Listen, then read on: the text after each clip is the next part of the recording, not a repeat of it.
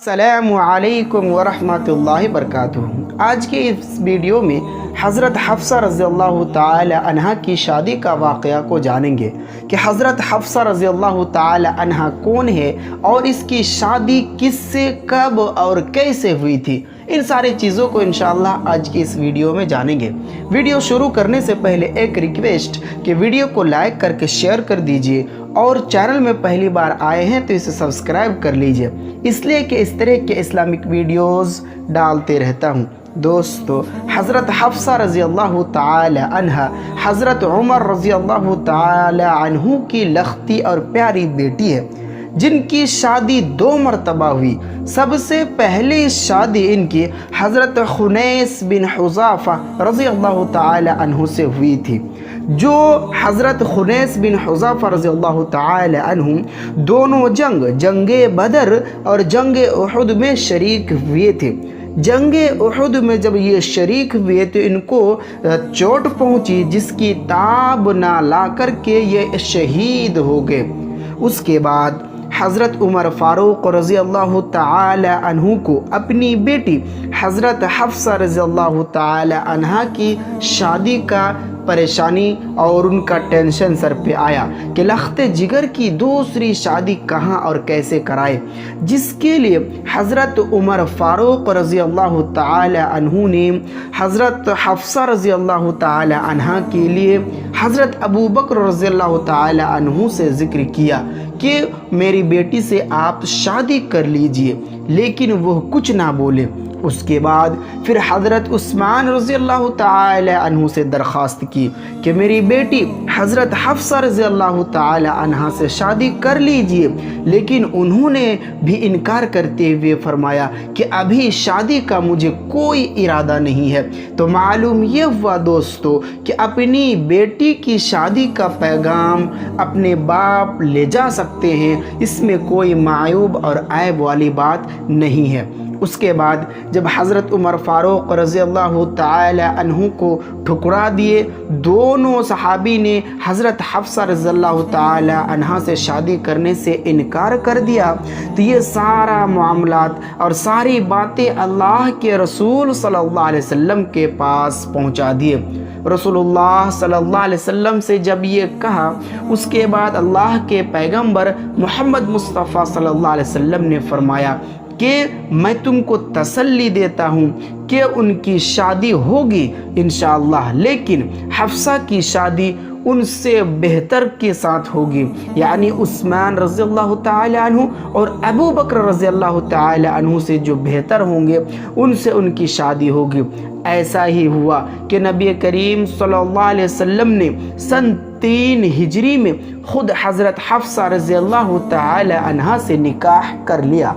जब हज़रत हफ्सा रज़ियल्लाहु ताला अन्हा की शादी पैगंबर मोहम्मद मुस्तफ़ा सल्लल्लाहु अलैहि वसल्लम से हो गई, तो हज़रत अबू बकर रज़ियल्लाहु ताला अन्हु ने हज़रत उमर रज़ियल्लाहु ताला अन्हु से फरमाया कि मैं तुम्हारी बेटी से शादी का इनकार इसलिए किया था कि मुझसे अल्लाह के पैगंबर मोहम्मद मुस्तफ़ा सल्लल्लाहु अलैहि वसल्लम ने ये ज़िक्र किया था कि हज़रत हफ्सा रज़ियल्लाहु ताला अन्हा से मैं शादी करूँगा, जिस वजह से मैं तुम्हारे सामने खुल करके तो बोला नहीं था, लेकिन मेरे दिलो दिमाग में ये बातें थी।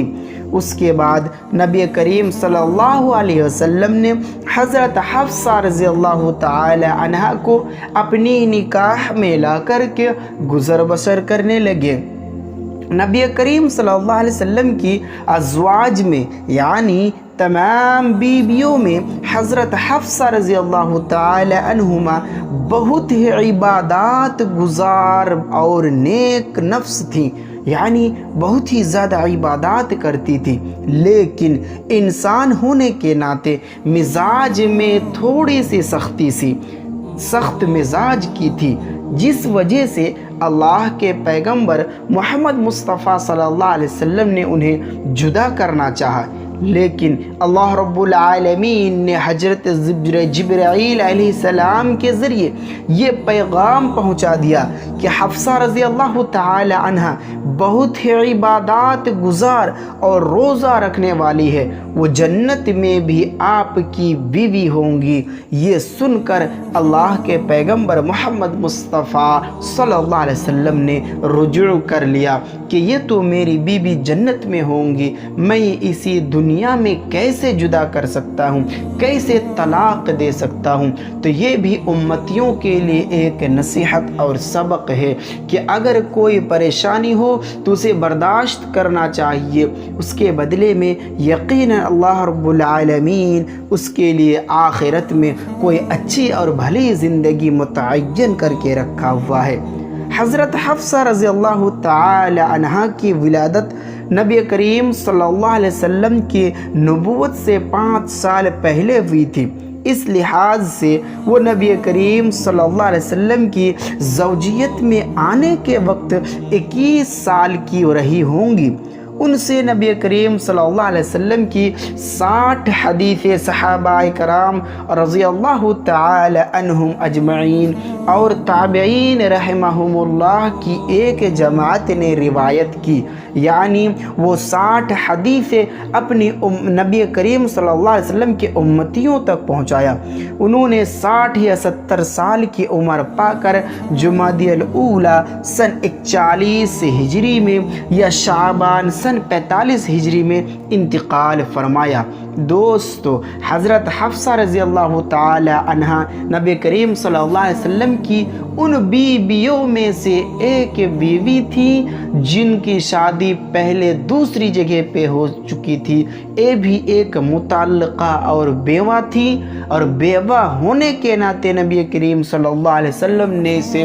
سہارا دیا تھا، اور آپ صلی اللہ علیہ وسلم نے ان کو اپنی عزت کے ساتھ ملا لیا تھا۔ دوستو، اس طرح کے اسلامک ویڈیوز میں ڈالتے رہتا ہوں، اس لیے میرے اس چینل کو سبسکرائب کر لیجئے، اور اگر آج کا یہ ویڈیو اچھا لگا تو کمنٹ میں ضرور بتائیے اور اسے لائک کر کے شیئر کر دیجئے تاکہ دوسرے لوگوں کو بھی ان سے فائدہ پہنچے۔ پھر ملتے ہیں اگلے ویڈیوز میں، تب تک کے لیے اللہ حافظ، والسلام علیکم ورحمۃ اللہ وبرکاتہ۔